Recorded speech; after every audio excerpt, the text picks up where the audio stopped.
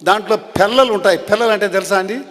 గట్టి గట్టి ఉంటాయి మట్టి, అవన్నీ ఆయన పగలగొడతాడు ముందు.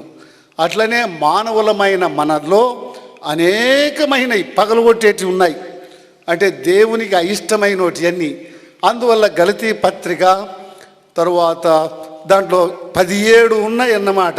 19 వచ్చిన 5:19 నుండి చదివితే శరీర క్రియలన్నీ 17 ఉన్నాయి, అవన్నీ పగిలిపోవాలట.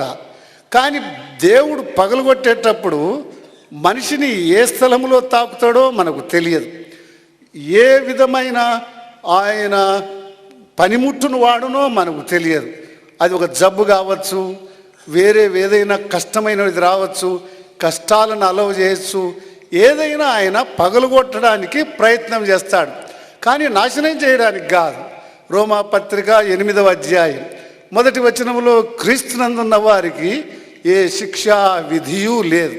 మార్క్స్ వార్త 7వ అధ్యాయం 37వ వచనం ఆంగ్లంలో చాలా బాగుంది. He has done all things well. ఆయన అన్ని మంచి చేస్తాడు, చెడ్డవి ఏవి చేయడు.